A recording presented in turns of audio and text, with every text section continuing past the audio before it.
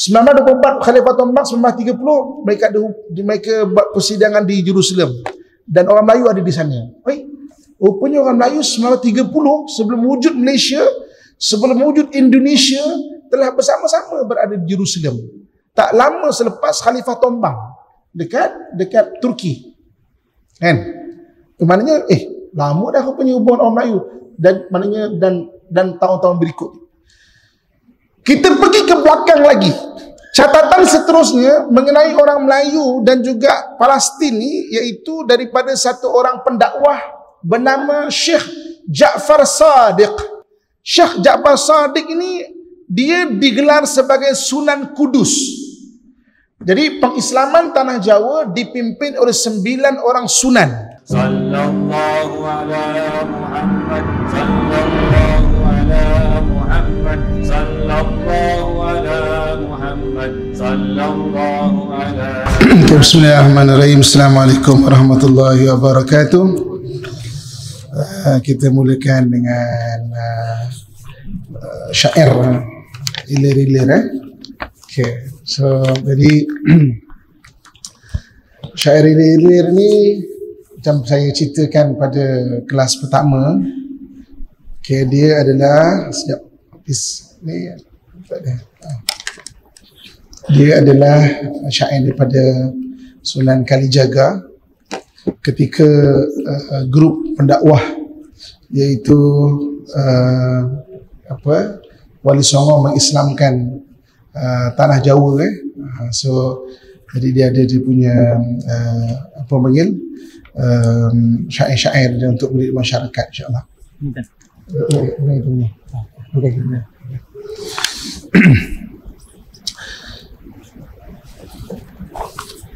Allahumma salli wa sallim wa barik alaihi.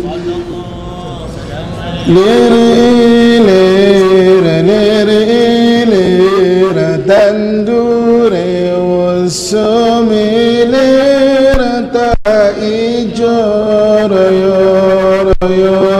tak sengguh temantin anyar, tak sengguh temantin anyar.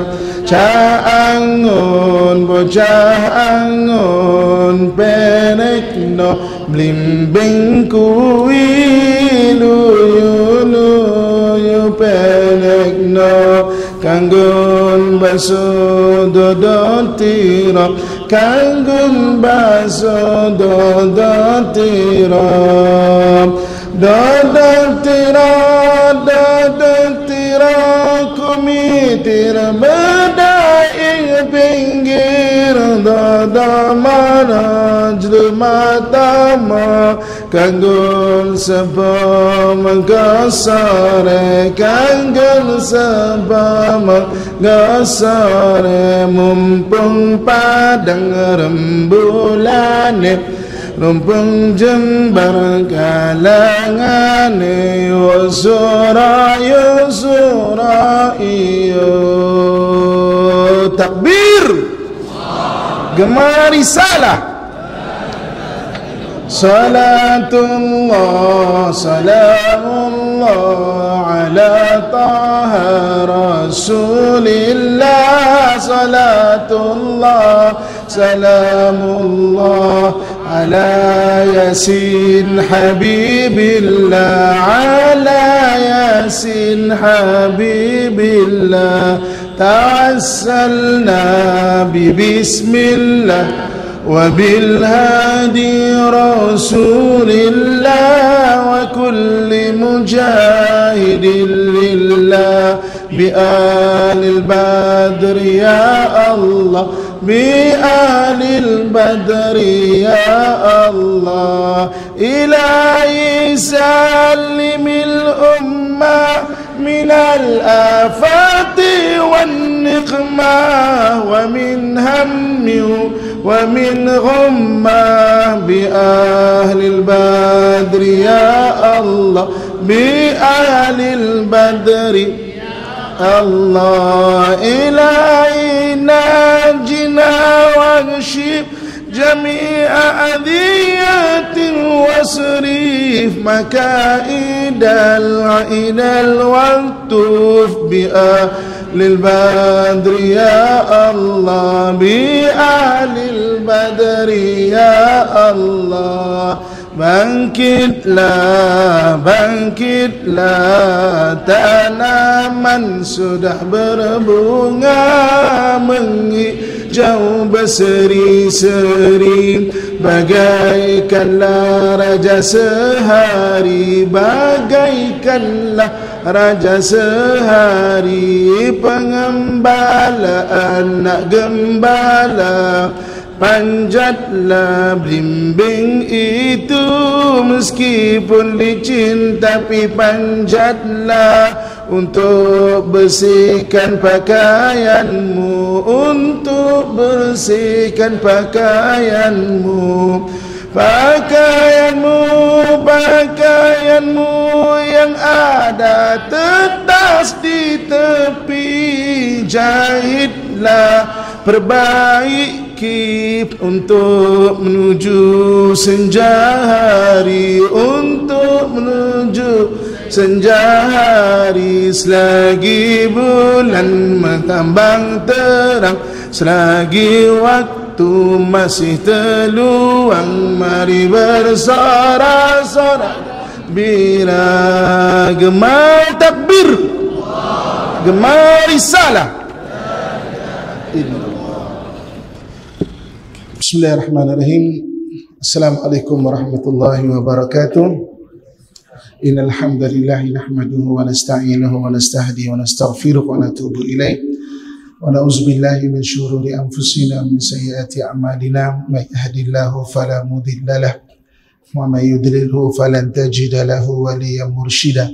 Asyhadu an la ilaha illallah wahdahu la syarika lah wa asyhadu anna Muhammadan abduhu wa rasuluh. Allahumma fassalli wa sallim ala sayyidina Muhammad wa ala alihi wa ashabihi ajma'in amma ba'd. Alhamdulillah, kita bersyukur kepada Allah Subhanahu wa taala dengan limpahan kurnia dan rahmatnya pada malam yang berbahagia ini kita menyambung kelas pengajian kita yang ketiga mengenai Palestin. Jadi pada malam yang berbahagia ini kita akan mulakan dengan kita mengenal Masjid Al-Aqsa, mengenal Masjid Al-Aqsa. Jadi kakak nampak tak? Kita boleh tengok video nanti. Kalau di fokus jadi minta yang buatkan apa gambar tu fokuskan nantilah dekat mana yang kita nak tengok. Kita belajar ni ya. Okey. Jadi Masjid Al-Aqsa ni macam mana telah kita belajar pada hadis-hadis yang lepas kan? Dia asas pembinaan dia dibangunkan oleh Nabi Ibrahim alaihissalam. Nabi Ibrahim meletakkan batu asas Masjidil Haram, kemudian 40 tahun selepas itu batu asas kepada Masjid Al-Aqsa. Okay? Jadi Masjid Al-Aqsa ni dia dulu merupakan kiblat untuk solat. Jadi kalau sembahyang menghadapnya Masjid Al-Aqsa. Adapun Kaabah tempat untuk ibadah haji. Kan? Jadi sampailah zaman Nabi kita Muhammad SAW. Ketika Nabi berhijrah daripada Mekah ke Madinah, sampai di Madinah tahun kedua hijrah, turun ayat fawalli wajhaka syatral masjidil haram, maka palinglah kan kamu untuk solat juga ke Masjidil Haram. Jadi waktu tu Nabi tengah maknanya solat asar naik rakaat yang ketiga ya. Untuk mudah faham, Mekah ni nak mudah faham Mekah ni macam Kuala Lumpur ataupun Lembah Kelang kita ni. Okey. Madinah ni macam Kedah. Untuk kita mudah faham kita boleh visualkan. Palestin ni ataupun Jerusalem macam Bangkok. Jadi kalau Nabi berada di Madinah, Nabi solat menghadap ke Baitul Maqdis, maknanya menghadap ke utara lah, belah atas. Jadi ketika turun fawalli wajhaka syatral Masjidil Haram, maka Nabi pun pusing dia 180 darjah ke belakang. Dia boleh gambarkan macam Kuala Lumpur ni, Mekah ni adalah macam Kuala Lumpur ni, Madinah maka adalah macam Kedah, Baitul Maqdis tu macam Bangkok. Jadi mula menghadap ke atas lah, maka turun untuk menghadap ke arah Kaabah tu. Okey, jadi dikenali Masjid Aqsa ni sebagai ula qiblatain, Okay, thani masjidain. Ula qiblatain maksudnya dia adalah kiblat yang pertama di antara dua kiblat, dan thani masjidain iaitu masjid yang kedua dalam sejarah manusia. Dan kemudian ketika peristiwa Isra dan Mi'raj, Allah Subhanahu wa taala sebut subhanalladzi asra bi'abdihi lailan minal masjidil haram ilal masjidil aqsa alladzi barakna haulah. Maha suci Allah yang telah mengisrakan hambanya pada waktu malam daripada Masjidil Haram ke Masjidil Aqsa yang kami berkati sekelilingnya. Jadi nak senang faham, Mekah tadi macam Kuala Lumpur ni ya. Madinah ni macam nak senang faham, macam Kedah tu Jadi Masjid Aqsa macam Bangkok. Jadi peristiwa Isra Mi'raj daripada Mekah naik ke atas, naik ke utara. Sebab tu Nabi ditunjukkan di sini tempat akan bakal berhijrah, naik atas lagi kan. Nabi ditunjukkan makam Nabi Musa AS, dan Nabi pun sampai ke Masjid Aqsa. Okey. Jadi pada hari ini kita nak kenal Masjid Aqsa kita nak kenal Masjid Aqsa dan apa yang ada dalam Masjid Aqsa. Jadi mana yang boleh nampak depan, nampaklah. Kalau yang tak boleh, dekat-dekat tengok dekat video tu lah ya. Okey. Masjid Aqsa ni dia punya keluasan lebih kurang dalam 36 ekar begitu. So jadi maknanya dekat dia tu ada 5 buah masjid. 2 atas tanah, 3 bawah tanah. 2 atas tanah ni masjid sini, dia panggil Masjid Qibli. Dan yang tengah-tengah ni dipanggil Dome of Rock ataupun Masjid Kubah. Masjid Kubah emas. Jadi ketika Khalifah Islam daripada Umayyah bernama Khalifah Abdul Malik bin Marwan, dia mengumpulkan maknanya sumbangan dan cukai daripada penduduk Mesir untuk bangunkan sekitar Masjid Aqsa, termasuk membangunkan Masjid Dome of Rock ni. Dome of Rock ni maksudnya Masjid Kubah emas ni. Dekat sini terletaknya batu tergantung. Legenda ataupun kisah batu tergantung di sini terletaknya di bawah ni jadi maknanya dibangunkan. Kemudian setelah dibangunkan komplek Baitul Maqdis ni dengan cantik sekali pada zaman Khalifah Abdul Malik bin Marwan. Jadi arkitek-arkitek, engineer, pekerja-pekerja ni semua dah dapat upah sebagainya, ada lagi baki upah. Jadi dia pun jumpa Khalifah, dia kata, Khalifah, emas ni, upah ni ada lagi, jadi kami nak serahkan balik lah. Maka Khalifah kata apa? Oh, tak apa, sebab kamu dapat bangunkan kawasan yang sangat cantik, emas ni bagi-bagikan untuk semua yang terlibat. Maka semua bermesyuarat, semua tak ambil sikit pun daripada baki itu, mereka leburkan emas dan letakkan dekat Dome of Rock ni ataupun kubah emas ni. Jadi ketika orang Nasrani ataupun orang Kristian tengok maknanya kita ada kubah emas, dia bangunkan satu gereja dekat depan sini ada warna emas juga. Maknanya dia letakkan kubah emas, tapi mana orang Islam memulakan kubah berwarna emas yang berada di sini. Jadi ada 2 atas tanah, 3 bawah tanah. 2 atas tanah iaitu Masjid Qibli kita panggil. Kemudian dia Masjid kubah berwarna emasnya. 3 bawah tanah, kita tengok sebelah kiri sekali. Sebelah kiri sekali sini dia panggil Masjid Marwani. Kenapa Masjid Marwani? Sempena mengambil nama iaitu Abdul Malik bin Marwan. Iaitu orang yang membangunkan komplek ni, maknanya bangunkan balik komplek ni semula. Apa yang ada di sini? Dekat sini ni ada biliknya biliknya Sayyidatina Maryam. Ujung sini. Jadi keluarga Imran, kan ada surah Ali Imran. Ali Imran tu maksudnya surah keluarga Imran. Keluarga Imran ni bernazar. Isterinya mengandung, dia bernazar. Kalau andai kata dapat anak lelaki, anak ni akan diwakafkan jaga Masjid Aqsa. Tiba-tiba lahir anaknya perempuan. Anaknya perempuan, maka diberikan kepada Nabi Zakaria. Nabi Zakaria, wahai Zakaria, tolong jagalah anak ini. Maka anak ni membesar, membesar dibagi nama Maryam, maknanya membesar. Kemudian tugas Siti Maryam ni dia akan bersihkan khidmat sekitar Masjid Aqsa ni. Dia akan bersihkan. Maka pagi-pagi Nabi Zakaria akan hantar makanan sarapan pagi, makan tengah hari, kan? Tapi setiap kali sampai satu tahap, setiap kali hantar makanan dah ada makanan. Mana dapat makanan? Kan? Malaikat yang bagi turunkan dari langit sini. Ini dah ada biliknya maknanya Siti Maryam di sini ya. Okey. Di sini juga terdapat banyak bilik-bilik suluk. Suluk ni satu istilah untuk orang-orang sufi, dia bersendirian. Berzikir bersendirian. Okey, tuan-tuan sekalian ya. Kita ni kalau ikut kajian psikologi, umumnya dia ada dua bentuk watak. Satu dipanggil extrovert, satu dipanggil introvert. Extrovert ni orang yang dapat tenaga dengan bersendirian. Bersendiri, diam-diam dia lagi dapat tenaga, lagi rasa bertenaga. Kalau ramai-ramai dia jadi penat. Okay. Extrovert, ramai-ramai dia dapat tenaga. Sendirian dia jadi macam penat. Dia macam tak bertenaga. Okay. Dalam bahasa Arab dipanggil extrovert ni munfatih. Fatah kata buka. Munfatih. Kan? Kalau anda kata extrovert, introvert ni dipanggil munazil. Munazil ni uzlah, daripada uzlah. Munazil. Uzlah maknanya uzlah. Okey.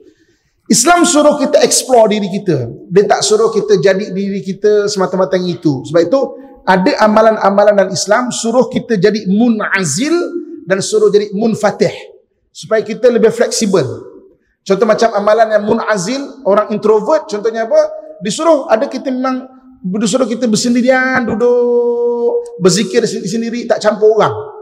Orang introvert akan senang boleh buat. Orang extrovert susah nak buat. Tapi disuruh kita explore benda tu. Duduk dan dia malam-malam sembahyang sendiri, kan? Dan ada disuruh kita menjadi orang munfatih. Munfatih ni beramai-ramai. Contoh mana? Sembahyang berjemaah.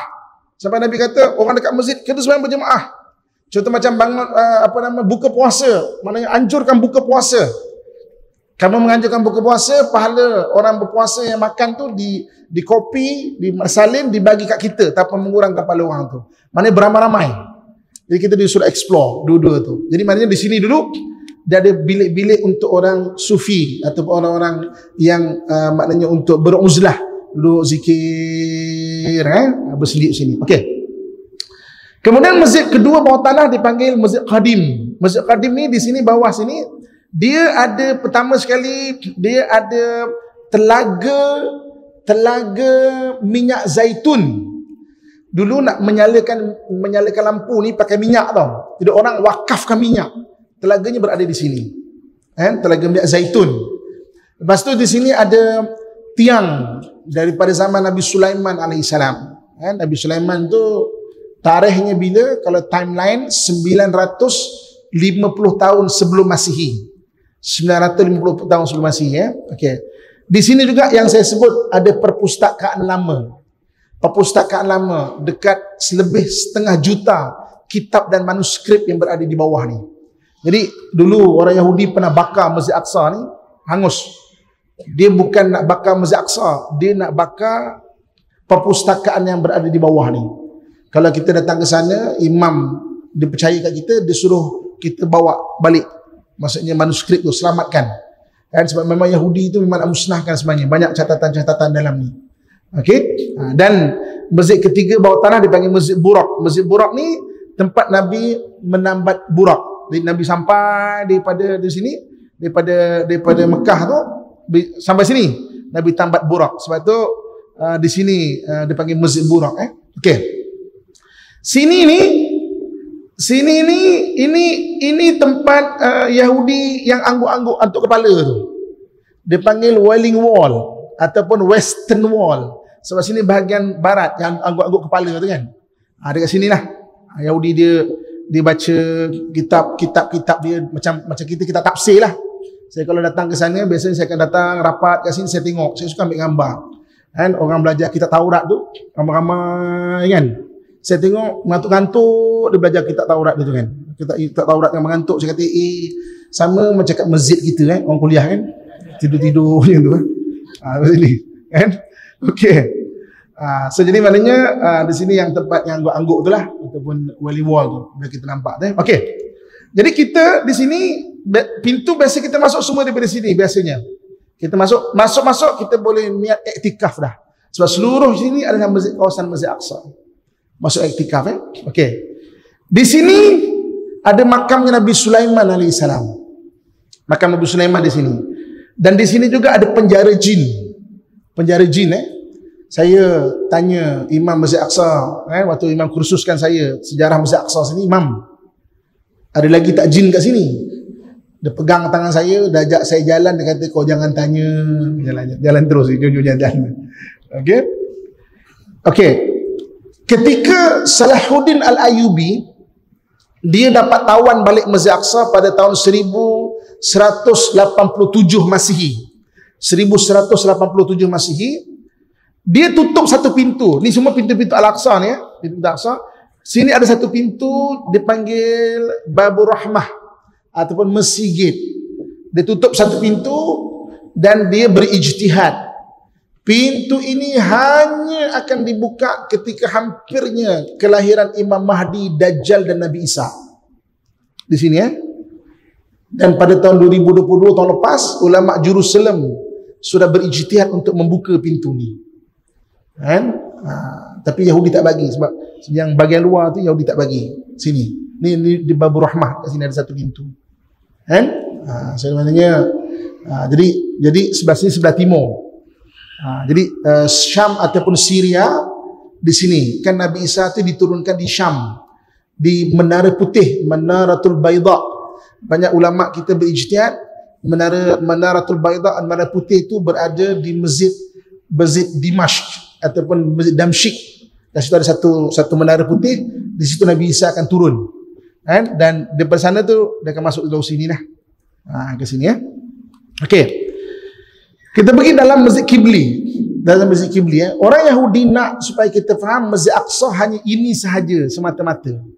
Supaya kalau diambil seluruh tanah ni kita tak rasa sensitif pun. Saya kata seluruh sini adalah Masjid Aqsa sini tu biar kita faham. Maknanya kalau kita dia nak highlight biar kita anggap sini saja Masjid Aqsa, sini semua bukan. Tapi ini semua Masjid Aqsa. Okey, dalam Masjid Aqsa ni dekat ujung sebelah sini, mana sebelah kiri sekali di situ, dia ada Masjid Omar. Masjid Omar ni dekat Jerusalem dia ada 3. Kenapa ada Masjid Omar? Okey. Ketika Abu Ubaidah Al-Jarrah dapat maknanya mengepung Baitul Maqdis ni, maka patriark dia kata hantar utusan, dia kata jangan serang sebab Masjid Aqsa tanah wakaf. Maka pergi panggil pemimpin nombor 1 kau datang. Benda aku nak bincang.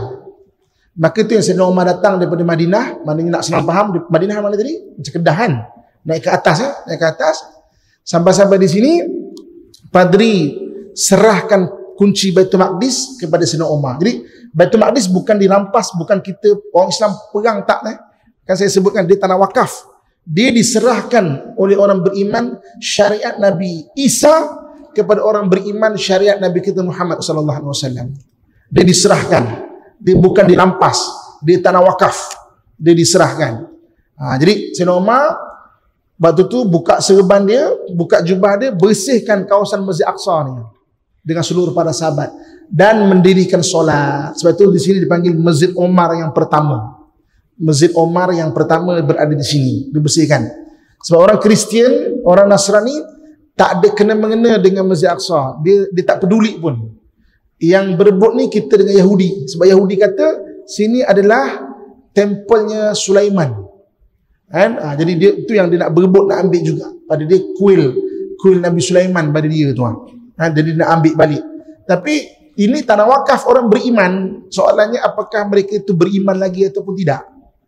Dan sebab itu dia tak berani nak rampas. Saya pernah tanya Imam Masjid Aqsa. Saya kata, Imam, kau kata sampai Masjid Aqsa ni barakah, sebab Allah sebut allazi barakna haulahu, kami berkati sekeliling dia. Tanah Masjid Aqsa ni berkat dan doa-doa maknanya mustajab. Ada doa ni mustajab kat mana-mana tempat pun. Dan kita doa kat Mekah ke, kita doa kat Jerusalem ke, kita doa kat Balakong ke, sama je dia ada waktu mustajab dia. Okey. Tapi ada setengah-setengah tempat yang Nabi sebut, contoh macam dekat Hijr Ismail, dekat Multazam, dan Masjid Aqsa ni secara umumnya sebab tanah tu berkat. Saya pernah sekali waktu tu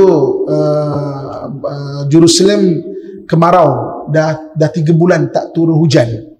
Jadi hari itu dapat dah 3 bulan, akhirnya kebetulan saya dekat sana, Imam Masjid Aqsa mengisytiharkan untuk minta solat istisqa, solat minta hujan.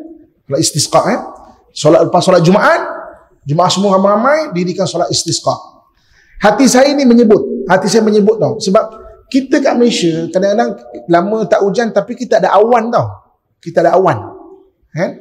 Jadi maknanya mungkin minta hujan, kebetulan lama tak hujan dan hujan tu turun, maknanya awan tu ada. Sana awan tak ada, langit biru terus. Jadi hati saya ni menyebut. Jadi saya lepas solat Masjid Aqsa dekat Masjid Kibli ni, saya keluar, saya solat kat sekitar sini ni. Sekitar sini, saya kata, boleh ke nak hujan ni kan?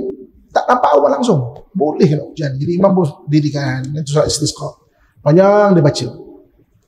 Saya pun bayang, tapi hati tu macam, boleh ke kan? Awan pun tak ada, macam mana ni? Biru terus langit kan? Naik rakaat kedua, awan datang. Naik rakaat kedua. Awan datang,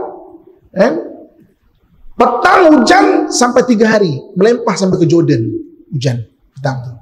Jadi saya melihat, saya kalau bawa Masjid Aqsa, banyak orang berdoa. Doa ni di mana-mana pun makbul. Jangan kita taksub pula. Tapi maksudnya saya banyak melihat. Dengan insyaAllah orang yang berdoa kat sini, saya banyaklah kisah-kisah orang berdoa dan sebagainya. Jadi saya bertanya Imam Masjid Aqsa, Imam satu Masjid Aqsa, Syekh Yusuf Abu Sunainah. Dia ambil saya sebagai anak murid dia, lafaz sebagai anak murid. Dia kata, saya tanya Imam, kau kata, Imam kata sini ni maknanya mustajab ataupun adalah doa-doa mustajab tu, kenapa Palestin tak menang-menang pun? Saya tanya kan. Saya baik dengan dia boleh tanya macam tu. Tuan-tuan jumpa sekali-sekala jangan tanya macam tu. Saya memang rapat dengan dia, saya banyak tanya soal-soal sensitif, banyak saya tanya dia. Kan? Kenapa tak menang-menang pun? Dia kata, Muhammad, kau tahu tak, kita terutamanya di Baitul Maqdis langsung senjata pun tak ada. Senjata pun tak ada, apa pun tak ada kat Masjid Aqsa. Kenapa orang Yahudi sampai sekarang tak dapat ambil Masjid Aqsa? Kau tak perasan ke doa tu sedang dimustajabkan?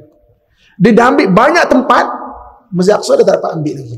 Bila nak ambil, Allah campak kegerunan di hati mereka. Tak jadi ambil, keluar balik tentera dia. Berapa kali banyak datang, keluar balik tentera dia. Allah campak kegerunan tu. Kata, betul juga kan? Lepas tu saya kalau datang, selalulah berdoa, ya Allah. Maksud nak cerita dia, memang selalu berdoa, tapi maksudnya, mana Masjid Aqsa tu. Okey, kita balik-balik cerita tadi.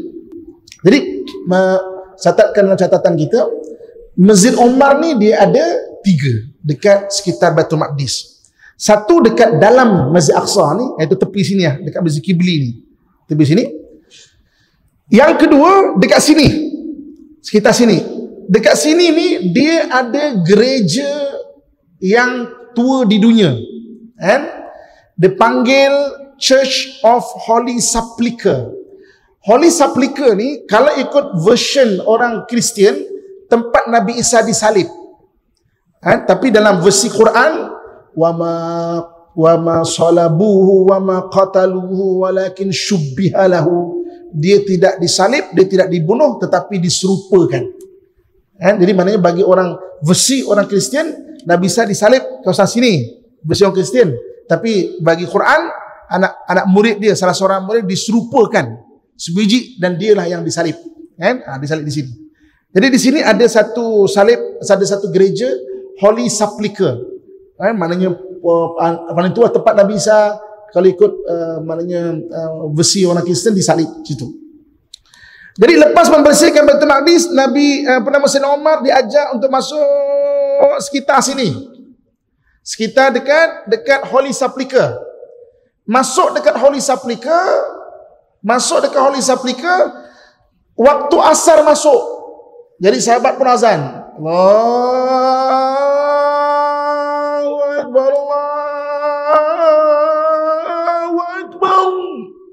Maka padri mempersilakan, silakan diturunkan. Saya ada manuskrip daripada bawah ni, okey, mengenai bagaimana orang-orang Kristian menurunkan gambar-gambar untuk menghormati, mempersilakan Saidina Umar sembahyang dekat Holy Sepulchre. Tapi Saidina Umar kata tak. Kan? Maknanya aku tak sembahyang kat gereja kau sebab takut kalau aku sembahyang nanti orang kata ni tempat Umar sembahyang, nanti mereka akan rampas gereja ni. Umar langkah, Saidina Umar langkah 40 langkah. Saya kalau bawa jemaah, saya selalu akan suruh langkah 40 langkah daripada betul-betul pintu Holy Sepulchre. 40 langkah sungguh sampai ke Masjid Umar yang kedua.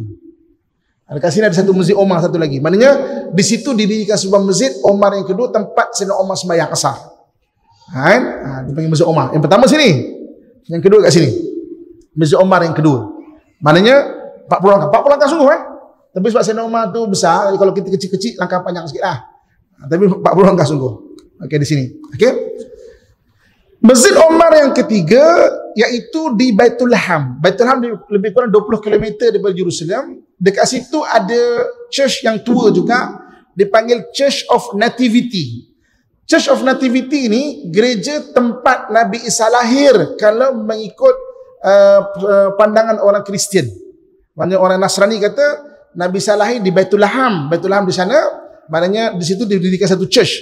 Sama juga esok harinya Saidina Umar pun diajak untuk pergi ke Baitul Laham. Sama juga sampai tu asar, tengah hari agak panas. Asar, masuk waktu asar. Sama juga church turunkan gambar-gambar, persilakan Saidina Umar. Maknanya silakan sembahyang dekat Church of Nativity. Kali ini Saidina Umar ambil satu batu. Ambil satu batu, dia baling satu batu. Baling, tempat jatuh tu Umar kata, jom orang Islam pergi kita sembahyang kat sana. Dan betul-betul di depan masjid ataupun debat Church of Nativity tu, depan sebalingan Saidina Umar tu jatuh Masjid Umar yang ketiga. Jadi selepas sembahyang di Masjid Umar yang ketiga, jadi Padri Patriark pun tengok watak Saidina Umar, memang betul, maka dia perserahkan kunci Masjid Aqsa. Maka Saidina Umar pun dia menuliskan satu perjanjian, dipanggil Al-Ahdul Al-Umariyah. Perjanjian, okey. Orang Islam bayar zakat, orang bukan Islam bayar jizyah. Kan dua-dua bayar. Adil kan? Dua-dua hak akan dilindungi. Tak boleh nak suka-suka orang Islam ambil hak orang kafir dan sebagainya, tak boleh. Dipersaudarakan. Dipersaudarakan orang Nasrani dengan orang Islam yang berada di sana. Sebab itu tuan-tuan sekalian, ketika peperangan salib, maknanya Salahuddin Al-Ayyubi itu pada tahun 1187 Masihi, di antara division perang salib adalah orang-orang Kristian daripada Jerusalem. Orang Kristian daripada Jerusalem. Jadi dia bersama dengan division Salahuddin Al-Ayyubi, dipimpin oleh satu orang namanya Isa Al-Awwam. Isa Al-Awwam, salinkan nama dia. Jadi kita tahu Isa Al-Awwam tu orang Nasrani. Orang Nasrani yang sama-sama perang. Jadi apabila berhadapan dua kumpulan ni, satu orang salib daripada Eropah, satu orang Islam, dan ada division kecil orang salib daripada orang Nasrani daripada Jerusalem. Jadi Guy de Luzon raja salib macam menyindir lah. Kau kan salib, kenapa kau duduk dengan orang Islam? Dia kata kami setia dengan perjanjian Umar. Kami setia dengan perjanjian Umar. Kami tak akan khianati perjanjian Umar. Jadi mana walaupun berperang tu, tapi maknanya kau orang luar. Sebab tu hatta orang Yahudi pun dengan orang Kristian dekat Jerusalem, dia tidak baik.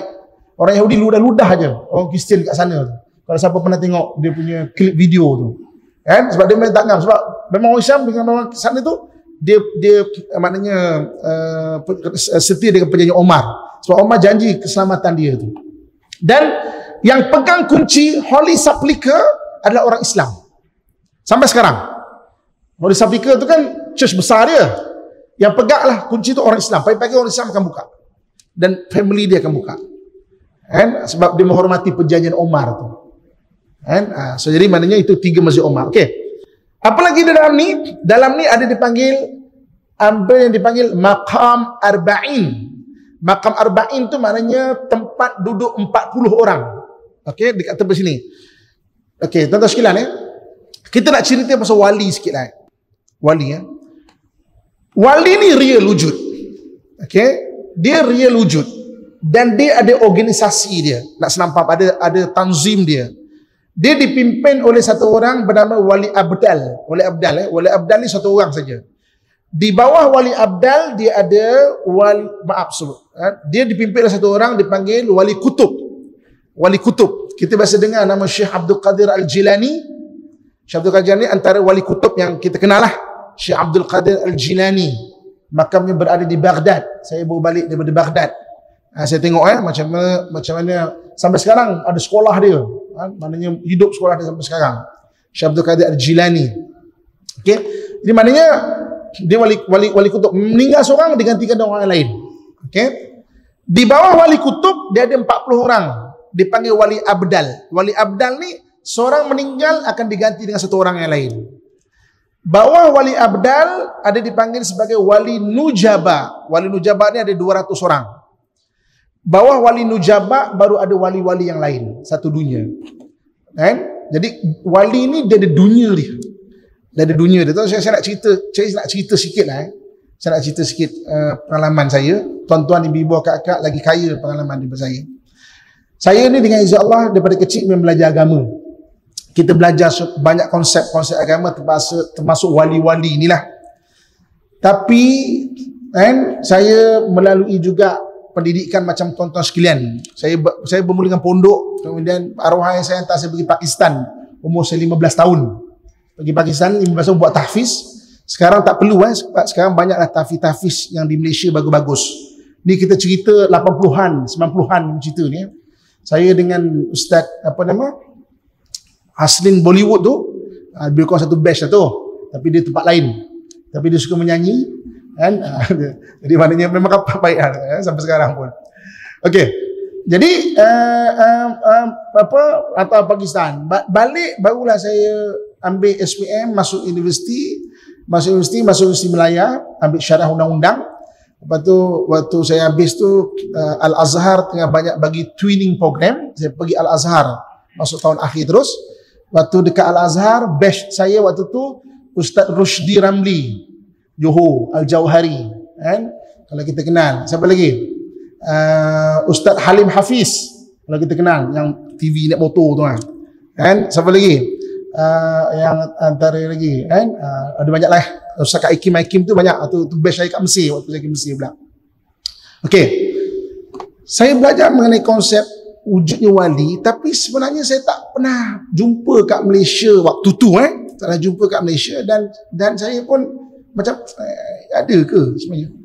Bila kita masuk universiti, kita mendulukan fakta, data, buku, rujukan, kan? Macam tuan-tuan sekalian yang balik di universiti. Bidang agama pun sama juga. Jadi ramai orang yang mengaku-mengaku wali-wali, tapi saya kata, ya ke dia orang wali, kan?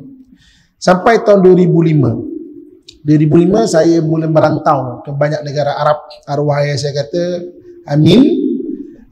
Amin ni gelaran keluarga. Nama saya Muhammad bin Abdullah. Amin. Kalau kau habis belajar, besok kau pergilah ziarah ulama-ulama sebelum dia meninggal.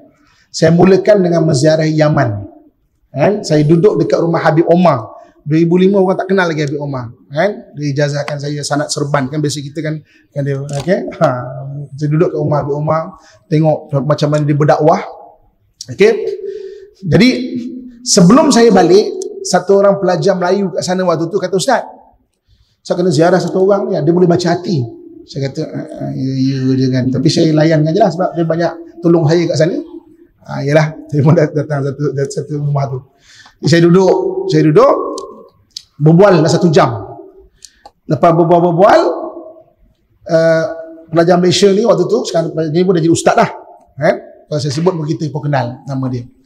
Okey, jadi dia kata, Syekh, boleh tak tolong baca dia ni? Jadi dia pun tengok saya, kau sini jap. Panggil. Dia panggil, bertemu lutut ni. Saya kata, sudahlah, kan. Bertemu lutut ni. Dia pegang dada saya, dia cerita semua benda. Tu saya terkejut, tuan-tuan sekalian. Tu saya terkejut. kan. Dia pegang dah saya, dia cerita, kan. Itulah inilah, waktu tu saya bau anak yatim, kan. Tapi saya tak mampu, hanya mampu sponsor dia, yuran dia belajar je. Dia kata, kau anak yatim tak boleh buat macam tu.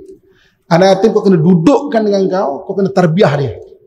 Aku tak ada kemampuan, aku doakan kau ada kemampuan. Kau balik, dapat rumah, dudukkan dengan dia. Kan, betul silap. Kemudian last sekali, sebelum balik, waktu dia baca dia apa semua, dia kata, aku ingatkan kau. Aku ingat kau satu benda. Kau kena ingat sampai benda ni. Ikhlaskan niat, ikhlaskan niat, ikhlaskan niat. Saya menjawab begitu. Apa benda aku tak ikhlas lagi ni? Menjawab lagi. Kau kena ikhlaskan niat. Saya balik bulan 5. Okay. Saya balik bulan 8 untuk pertama kali saya dijemput masuk TV, tuan-tuan sekalian. Dan dunia TV ni, walaupun ustaz, dia boleh merubah seorang ustaz. Kan? Saya teringat, sampai sekarang saya teringat. Ikhlaskan niat, ikhlaskan. Oh, patut pun. Dia tekankan sangat betul. Tekankan betul. Kau ikhlaskan niat. Dan mudah-mudahan Allah kurniakan saya dan tuan-tuan sekalian orang yang ikhlas. Amin ya rabbal alamin. Jadi saya balik, nak balik saya kata, Syekh, aku nak ziarah siapa lagi? Itulah bermula perjalanan saya ke negara-negara Arab. Itu saya pergi ke Syria, saya pergi ke Lubnan, saya pergi ke Maghribi, saya pergi ke banyak tempat. Sebab di hujung katanya, Syekh, siapa lagi saya nak ziarah? Sampai 2008 di Maghribi, Syekh, siapa aku nak ziarah? Dia kata, alaikum bil Urshalim, kau hendaklah pergi ke Jerusalem. Kat situ ada satu orang, kau jumpa sekian. Saya kata, macam mana aku nak pergi? Malaysia boleh pergi semua tempat, pasport Malaysia valid kecuali Israel. Aku nak pergi macam mana? Tapi ikut bola Syekh, doakan aku je lah. Tuan-tuan sekalian, 2009 saya fikir macam mana nak pergi. Sampai saya tengah fikir macam mana aku nak pergi, nak tukar pasport ke macam mana, nak cari pasport, nak fikir nak pergi macam mana, fikir macam tu lah. Saya terlibat dengan penggambaran dengan satu stesen TV, menjejakkan kaki saya dekat Al-Aqsa untuk pertama kali tahun 2009. Masya Allah, kan? Jadi saya nak cerita kat sini. Okay, saya tanya Malaysia ada tak? Waktu saya kat Yaman tu, Malaysia ada tak? Ada. Kau pergi sekian tempat. Saya balik, saya jumpa abang saya Ustaz Jazlan. Kata, Long, aku ni ada satu tok guru daripada Yaman suruh ziarah sekian. Kan? Dia kata, Long punya guru pun suruh ziarah, tapi clue dia besar sangat, aku tak jumpa sampai sekarang. Oh ya ke? Tak apalah, cari jumpa tuan-tuan sekalian, kan? Di satu negeri kat Malaysia lah. Kita datang 9 orang, saya ingat lagi. Satu van kita datang, semua pakai serban atau tu pakai jubah. Okay? Pusing kan ni, pilih dia macam ni.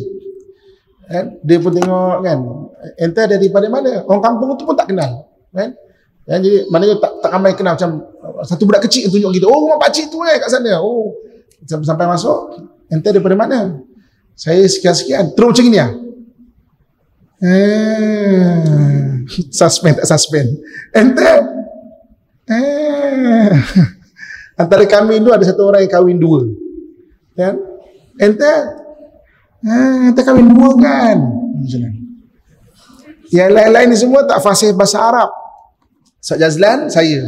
Sampai Ustaz Jazlan terus cakap bahasa Arab, sampai saya cakap bahasa Arab. Mana dia tahu? Kami pakai jubah yang sama, serban yang sama, jubah putih dan apa nama? Kopiah putih. Jadi maknanya wali ni dari dunia dia sebenarnya.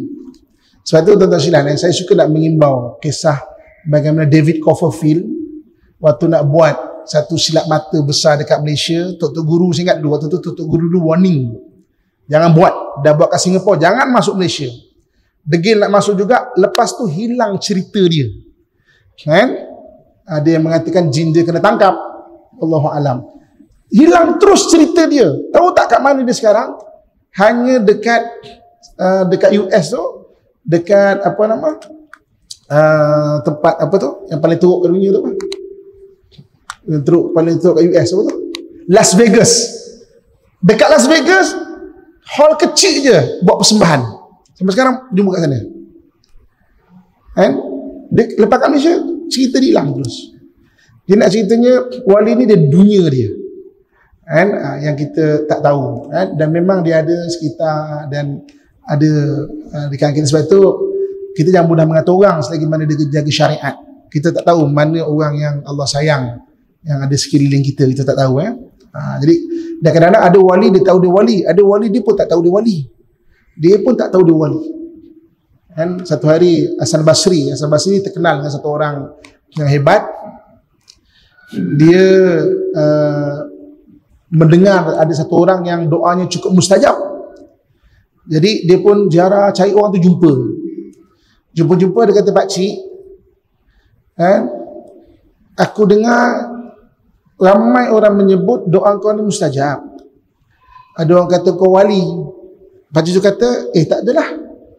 Okeylah pakcik, dalam hidup engkau ada tak engkau doa yang tak mustajab? Maka pakcik ni kata, "Pada semalam aku dengar nama Hasan Basri. Dia tu ulama besar, aku doa nak jumpa dengan dia tu. Kan aku sampai sekarang doa tu tak mustajab lagi." Padahal yang jumpa dah Hasan Basri tu padahal. Kan? Ada orang tahu dia wali, ada orang tak tahu dia wali. Okey, so jadi mengikut Imam Masjid Aqsa, dalam setahun wali abdal akan berkumpul sekitar Masjid Aqsa dari persidangan dia. Saya tanya imam lebih spesifik, "Imam bila?" "Wallahu alam, saya pun tak tahu," kata dia. Tapi di sini ada makam arba'in, tempat 40 wali berkumpul. Makam arba'in. Okey. Di sini ada mihrab Nabi Zakaria. Nabi Zakaria ni kan dia tak ada anak, lama tak ada anak, kan dia berdoa. Kan dalam Quran Allah sebut idnada rabbahu nidaan khafiyya, dia minta pada Allah dengan doa yang lemah lembut, merayu sangat. Kan? Maknanya ada mihrab Nabi Zakaria. Kan? Okey, itu sekitar Masjid Aqsa. Apa lagi yang kita ada di sini? Saya itu yang penting lah untuk kita kenal Masjid Aqsa, sebab nak kenal maka tak cinta. Jadi kita boleh tahu. Okey. Israel lah ambil benda ni, tempat ni, dan dia buat macam-macam. Dia gali daripada sini. Dia dulu pernah gali kat sini. Dia gali di sini, pernah gali daripada sini, dan orang Palestin Islam dapat tahu dia gali. Menjadi perang besar dekat Masjid Aqsa. Intifadah. Antara yang awal-awal tu antaranya sebab penggalian Masjid Aqsa ni. Sekarang dia gali kat sini. Dia gali kat sini sebab ini kawasan memang kawasan dia yang dia antuk kepala tu. Jadi tak tahu sedalam mana dia dah gali sini. Apa yang dia nak cari? Dia nak cari satu kotak bernama tabut. Tabut tu Ark of Covenant. Kalau dalam versi bahasa Inggeris, dalam tu ada barang-barang mukjizat nabi-nabi terdahulu. Termasuk kalau setengah ulama kata barang-barang sihir zaman Nabi Sulaiman. Nabi Sulaiman ni kan memerangi sihir, letak dalam tu. Maknanya sihir ni diajar oleh 3 syaitan dan 2 malaikat Harut dan Marut, diturunkan di Babylon. Babylon mana? Iraq sekarang. Babylon. Saya berbalik daripada Iraq, pergi Babylon, tengok bumi kota lama Babylon, ada satu telaga kat situ. Jadi setengah ulama kata, dekat sekitar sinilah malaikat Harut dan Marut itu dihukum. Dia mengajar manusia sihir, jadi dihukum oleh Allah Subhanahu Wa Taala di muka bumi ini. Di mana wallahu alam sebenarnya. Maknanya ada situ. Jadi dia cari tabut. Tabut tu kotak yang ada barang-barang mukjizat nabi-nabi yang terdahulu. Dan dia memang nak ambil. Okey. Soal dia berjaya ke tidak, wallahu alam. Tapi kalau dalam hadis Nabi SAW, besok kiamat ni, dia punya sikun dia, tanda besar dia, yang turun Imam Mahdi dulu. Imam Mahdi turun. Imam Mahdi akan perangi negara-negara bukan Islam, tunduk bayar jizyah. Kemudian keluar Dajjal. Dajjal, susah pula bagi orang Islam. Kemudian sikun dia, keluar Nabi Isa AS. Turun Nabi Isa AS. Dan Nabi Isa AS, dia turun waktu tu umat Islam tertekan sangat. Ada kat seluruh dunia ni, maknanya yang ada di Baitul Maqdis dengan Imam Mahdi, satu subuh Imam Mahdi nak mulakan sembahyang, Nabi Isa sampai. Dan Nabi Isa sembahyang sampai kerana Nabi Isa pun memimpin peperangan antara orang-orang Islam dan orang-orang penyembah syaitan, termasuk orang-orang Yahudi. Saya dah bincang pada kelas yang lepas. Yahudi apa nama, daripada Isfahan. Saya dah cerita kan, kenapa daripada Isfahan tu kan? Dan dibunuh tu di satu tempat bernama Kota Lud. Kota Lud tu 70 km daripada Jerusalem. 70 km ke sini lah. Kota Lud, di Babun Lud kan, di pintu Kota Lud. Dibunuh Dajjal. Tuan-tuan sekalian, kita dengar peperangan tu sebab kita baca ending dia. Ending dia tu maknanya happy ending lah ya. Maknanya umat Islam menang kan. Jadi tak ada apalah Dajjal ni kan. Tapi sebenarnya dalam sejarah manusia ni hanya ada dua orang yang digelar Al-Masih ataupun Mesiah. Mesiah dalam bahasa Yahudinya ataupun Al-Masih. Nabi Isa Al-Masih dengan Dajjal Al-Masih. Kenapa dua ni digelar Al-Masih? Sebab dua-dua ni ada kelebihan yang sama. Kalau Nabi Isa boleh turunkan hidangan dari langit, Dajjal juga boleh turunkan hidangan dari langit. Nabi Isa boleh hidupkan orang mati, Dajjal boleh hidupkan orang mati. Nabi Isa boleh ubat penyakit pelik-pelik, Dajjal pun boleh ubat penyakit yang pelik-pelik. Sebab tu hanya Nabi Isa yang akan dapat membunuh Dajjal. Idzal Masih yaqtulul Masih. Al-Masih saja yang boleh membunuh Al-Masih. Dan ketika peperangan tu kita baca ending dia. Nabi Isa menang. Tapi peperangan tu sengit sebenarnya. Kata pepatah Melayu, bagai buku bertemu ruas. Ramai yang syahid daripada orang Islam. Yang menang waktu tu adalah orang yang bergantung kepada Allah Subhanahu Wa Taala. Jadi peperangan tu sangat sengit sebenarnya. Kita baca ending dia, kan? Dia bukan peperangan yang kecil-kecil. Dia peperangan yang sangat sengit. Dan akhirnya Nabi Isa berjaya membunuh Dajjal. Kan? Muslimin dan muslimat rahmatullah sekalian. Okey, saya rasa habis mengenal Masjid Aqsa. Nanti boleh ambil gambar, boleh kita sampaikanlah benda ni untuk orang kenal Masjid Aqsa. Muslimin dan muslimat rahmatullah sekalian. Okey, bab yang kedua pada malam ini iaitu hubungan orang Melayu dengan Masjid Aqsa. Kita nak cerita lebih spesifik lagi, iaitu orang Melayu dengan Masjid Aqsa.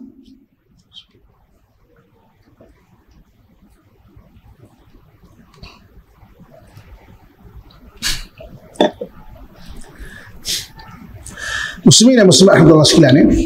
Okey.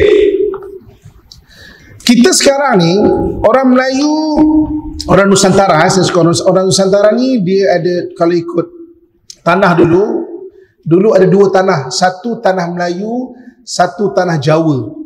Tanah Melayu ni Sumatera semua tanah Melayu, semenanjung tanah Melayu sampai ke Champa dan Kepulauan Melayu itu tanah Melayu. Perjanjian Anglo-British pada 1824 yang pisahkan tanah Melayu Sumatera dengan semenanjung tanah Melayu, yang akhirnya Sumatera jadi Indonesia dan tanah Melayu jadi Malaysia lah. Maknanya itu tanah Melayu. Tanah Jawa adalah Jawa Barat, Jawa Tengah, Jawa Timur dan kepulauan-kepulauan Jawa. Dalam peta-peta lama dipanggil Malay Archipelago dengan Jawa Archipelago. Kan? Maknanya dua. Kan? Dan ketika kerajaan Majapahit ni kerajaan Jawa, dia ada catatan, dalam catatan dia iaitu Negara Kartagama. Negara Kartagama ditulis hubungan kerajaan Majapahit Jawa dengan kerajaan Melayu. Maknanya kerajaan Melayu Sumatera, kerajaan Melayu Semenanjung dan juga kerajaan Melayu kepulauan Melayu. Jadi ada dua tanah sini. Jadi bila sebab orang Nusantara, dia dua tanah ni umumnya lah. Umumnya pecah dua. Maknanya orang Melayu, tanah Melayu dan tanah Jawa. Umum dia. Okey. Jadi orang Nusantara, kita cerita kalau Malaysia ni semua Melayu lah ya. Masa Jawa Melayu sama je Kan Antuah tu kata dia takkan Melayu hilang di dunia. Tapi perkataan tu ada sambungan dia, tapi ramai yang tak tahu tu. Takkan Melayu hilang di dunia selagi Jawa ada di belakang. Ramai tak tahu tu. Ada sambungan itu kan. Kan waktu tombang Kota Melaka, kan kerajaan Demak daripada Jawa kan tolong sampai Sultan Demak, Sultan Pati Yunus syahid dekat Melaka. Sampai ada bidalan pantun kan, pembayang pantun, jika roboh Kota Melaka, papan di Jawa kami sorongkan, jika sungguh bagai dikata jiwa dan raga kami korbankan. Dan terbukti kan, Sultan Pati Yunus syahid dekat Melaka ni melawan Portugis kan. Jadi kita sebut hebat sangat ke Melayu, tak menang-menang pun jangan kita tengok yang itu sebenarnya bukan tak menang ke menang. Portugis kalah, kita kalah balik, Portugis kalah, sampai Portugis tak tahan, akhirnya serah pada Belanda kan. Portugis pun tak tahan aku orang Melayu ni, serah pada Belanda kan. Belanda tak tahan, serah pada British. British kata orang Melayu ni tak boleh nak diajak gaduh kan, tak boleh nak diajak lawan betul-betul. Jadi dia gunakan cara penipuan. British punya cara dia gunakan cara kan terkenal dengan pecah perintah dia tu kan. Okey, cerita mengenai Palestin dan juga orang Melayu antara yang awal respon. Mana orang Nusantara Melayu dan Jawa ni antara awal respon. Saya pernah satu hari perang di Gaza, dekat TV Israel yang banyak bantu Gaza adalah Eropah, mana orang Islam Eropah dan Malaysia. Nama Malaysia di highlight tau dekat TV Israel dan Malaysia. Jadi orang Melayu kita ni antara orang yang awal respon juga. Kalau kita tengok pada 1930 waktu tu dia ada Kesatuan Melayu Jawi. Melayu Jawi ni merujuk kepada Melayu Nusantara kan, iaitu ada orang Melayu, ada orang Jawa. Jadi menghadiri 1930 mereka menghadiri persidangan di Jerusalem mengenai berkaitan dengan hal ehwal Islam. Khalifah tombangkan 1924. 1930 tu persidangan di Jerusalem. Orang Melayu kita daripada tanah Jawa, Kaha Muzakir kan, daripada tanah Melayu ada satu maknanya Abu Bakar Asy'ari. Abu Bakar Asy'ari ni presiden Persatuan Melayu Jawi kan, maknanya sama-sama ada di Jerusalem sana. Tuan-tuan, tahun depan 1924 cukup 100 tahun tau Khalifah tumbang. Ada banyak ijtihad ulama mengenai itu. Saya tak bincang pada kelas kali ini. Cukup 100 tahun 1924 tahun depan. Yang mana 2024 tahun depan. 1924 Khalifah tumbang, 1930 mereka buat persidangan di Jerusalem dan orang Melayu ada di sana. Rupanya orang Melayu 1930 sebelum wujud Malaysia, sebelum wujud Indonesia telah bersama-sama berada di Jerusalem. Tak lama selepas Khalifah tumbang dekat Turki. Kan? Maknanya lama dah rupanya hubungan orang Melayu dan maknanya dan tahun-tahun berikut. Kita pergi ke belakang lagi. Catatan seterusnya mengenai orang Melayu dan juga Palestin ni iaitu daripada satu orang pendakwah bernama Syekh Ja'far Sadiq. Syekh Ja'far Sadiq ini dia digelar sebagai Sunan Kudus. Jadi pengislaman tanah Jawa dipimpin oleh 9 orang sunan. Salah seorangnya Sunan Kudus. Sunan Kudus tu gelaran, nama dia Syekh Ja'far Sadiq. Meninggal pada kurun ke-16, meninggal 1550 kurang lebih Jadi dia kenapa dia digelar sebagai Sunan Kudus? Dia antara orang yang bawa orang Melayu kita pergi ke Al-Aqsa sana tu. Kan? Sebelum pergi Mekah Madinah lah. Kan? Dan rumah dia, sekolah dia dan madrasahnya batu diasaskan daripada batu Masjid Aqsa. Daripada batu Masjid Aqsa tu diasaskan rumah dia. Rumah dia kan, sekolah dia dan juga madrasah dia. Kan? Itu Sunan Kudus. Kan? Maknanya kurun ke-15 lagi kita dah ke sana. Tapi kita tak tahu sejarah kita. Sebab apa? 1511 ketika Melaka tombang, buku-buku Melayu ni habis diangkut bawa. Kita tak tahu sejarah kita. Kita tahu sejarah kita orientalis yang tulis untuk kita percaya. Ada lebih 20,000 manuskrip kita ada kat luar. Saya sendiri, saya selalu cerita. Saya pernah jumpa 13 manuskrip dekat Saint Petersburg di Rusia. Saya pernah menjadi pensyarah jemputan di Rusia. Kan? Pada 2009, saya pernah jadi pensyarah jemputan di Rusia. Di sana ada 13 manuskrip termasuk undang-undang bertulis bangsa kita Melayu yang sebelum kedatangan Islam. Apa kata orientalis? Dia kata orang Melayu ni orang yang tak ada undang-undang bertulis. Jadi bangsa ni bangsa yang lemah. Kan? Jadi undang dia undang-undang adat. Islam datang baru ada undang-undang bertulis. Saya jumpa undang-undang bertulis bangsa kita Melayu di sana. Ada 100 muka surat lebih. Tuan-tuan dari Google, Ustaz Amin manuskrip dari Rusia. Saya pernah kongsikan benda itu. Google, jangan sekarang, nanti. Manuskrip di Rusia. Ustaz Amin, saya kongsikan. Waktu itu zaman blog, saya kongsikan kat blog saya. Saya jumpa manuskrip undang-undang. Kalau anda kata bangsa tu dah ada undang-undang bertulis, undang-undang tu tahun 300 Masihi tau. 300 Masihi, Barat Tengah tak ada apa-apa lagi. Waktu tu baru kerajaan Konstantinopel baru pecah. Rom Timur dengan Rom Barat baru pecah. Kita dah ada undang-undang bertulis. Kita dah ada undang-undang kita bertulis, tuan-tuan. Tapi kita tak tahu. Kenapa kita tak tahu? Buku kita diangkut. Jadi kurun ke-15 ada dah catatan Sunan Kudus. Kita pergi ke belakang lagi. Tuan-tuan sekalian, ke belakang lagi iaitu zaman Perang Salib. Perang Salib ni berlaku pada Jerusalem tumpang kepada tentera Salib pada 1089 Masihi. 1089 Masihi, tentera Salib daripada Eropah datang bunuh seluruh orang Islam yang berada di Jerusalem. Sampai sejarah menyaksikan darah tu sampai atas buku lali tu.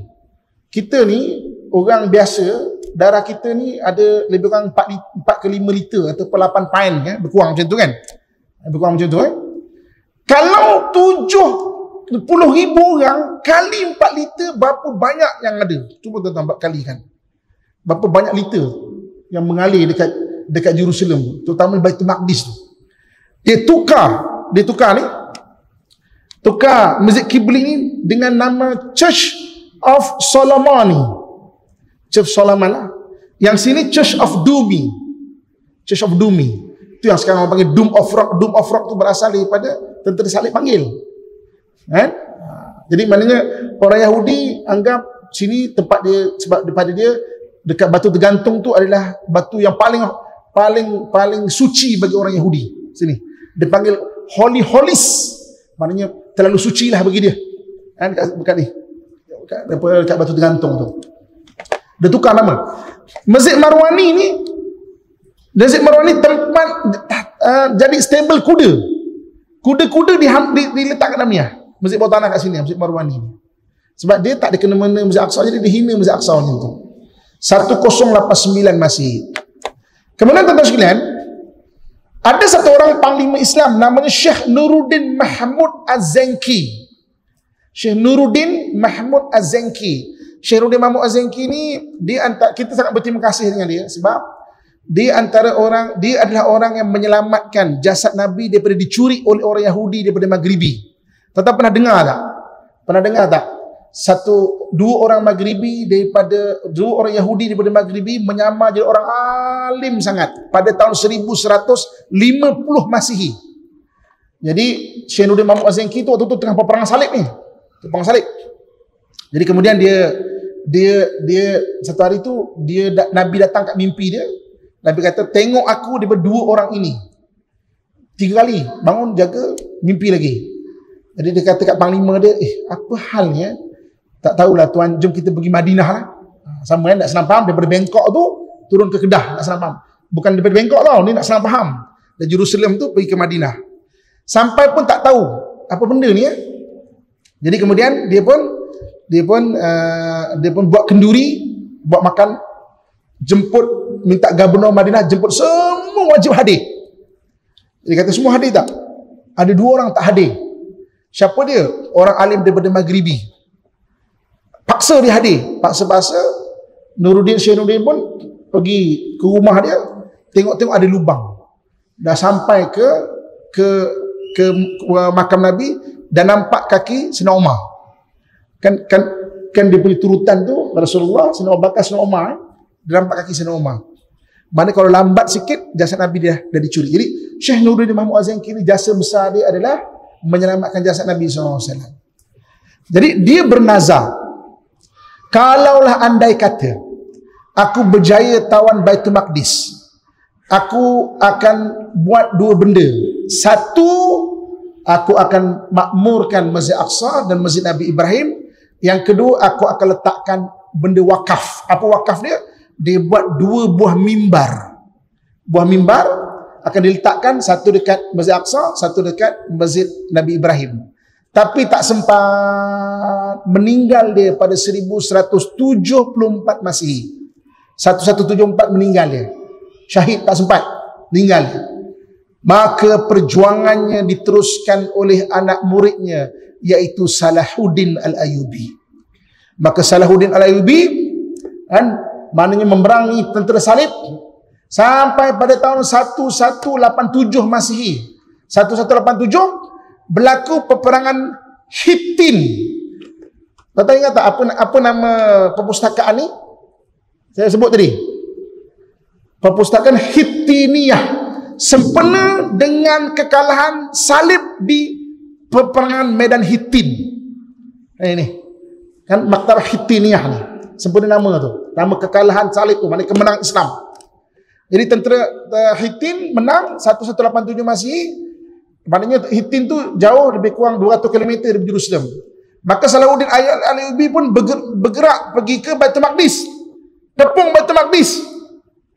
Waktu tu Baitul Maqdis dipimpin oleh satu orang jeneral Raja Salib bernama Balian. Balian kata, sudahlah, dulu kita bunuh 70,000 orang Islam. Kali ini Salahuddin mesti akan balas dendam, dia akan bunuh kita semua habis. Salahuddin kepung, Tuan Saudi hantar utusan, panggil Balian, kita bincang. Kan? Jadi dia kata, okey, kita nak peranglah. Okey, maka kita akan perang sampai akhirlah. Maka saya kata, tak perlu. Aku bukan nak apa, aku nak Baitul Maqdis je. Habis itu dulu 100 tahun dulu lebih kurang 1089 tentera salib datang bunuh 70,000 orang Islam. Mesti kau juga akan buat benda yang sama. Kau akan bunuh 100,000 orang Kristian kat sini. Waktu tu korang ada 100,000. Maka berkata Salahuddin Al-Ayyubi, guru aku berbeza dengan guru mereka. Guru aku Muhammad sallallahu alaihi wasallam. Kami orang Islam berperang dengan adab. Kami tidak akan membunuh anak-anak kecil, orang perempuan, orang tua dan orang tidak bersenjata. Pegang perkataanku, serahkan Jerusalem dengan selamat, aku jamin keselamatan 100,000 orang Kristian daripada Jerusalem. Maka apa kata Balian? Under this term, I'm surrender Jerusalem. Dan terbukti sejarah 1187 orang Islam mengiringi tentera orang salib pergi ke Aqsa, meninggalkan Baitul Maqdis. Tak ada seorang pun kena bunuh. Kan? Tengok, kita berperang dengan adab. Orang Israel sekarang berperang bukan dengan adab. Dia berperang secara psikopat. Tuan-tuan baca psikopat, ambil perkataan ni, Google nanti, biar belajar. Psikopat. Psikopat ni maknanya orang yang lack of empathy dan tidak ada belas kasihan langsung dan penyesalan dalam hati dia. Malahan psikopat dikategorikan sebagai mental disorder. Mental disorder ni maknanya macam ada jenazah, kau korek lagi mata dia, budak-budak kau bunuh lagi. Maknanya psikopat, orang ada psiko. Lepas tu disebut sebagai psikopat state. Mana satu negeri itu kebanyakannya orang psikopat. Ini bukan kita cakap tau, tuan-tuan sekalian. Tuan-tuan, kita berperang dengan adab. Orang Islam dia ada adab dia. Jadi Salahuddin Al-Ayyubi berjaya menawan Baitul Maqdis pada 1187 Masihi. Dan ketika itu dia meletakkan mimbar gurunya, satu dekat Masjid Aqsa, satu lagi dekat Masjid Nabi Ibrahim. Okey, kita dalam tajuk, bukan tajuk perang salib tau, kita dalam tajuk orang Melayu dan dekat Masjid Aqsa. Jadi tuan-tuan sekalian, kalau tuan-tuan hari ini datang dekat Masjid Aqsa dan juga Masjid Nabi Ibrahim, cuba perhatikan bunga-bunga yang ada di sana. Bunga, teknologi kayu adalah orang Nusantara. Orang Nusantara teknologi kayu. Orang-orang belah Timur Tengah teknologi dia batu, tuan-tuan sekalian. Dia buat bina-binaan batu. Kayu orang Islam daripada Nusantara. Dan teknik membuat mimbar Salahuddin tu, maknanya sebenarnya wakaf daripada Nuruddin Mahmud Az-Zanki, tapi dinisbahkan sebab Salahuddin yang letak. Mimbar Salahuddin tu teknik dia sama macam teknik membuat istana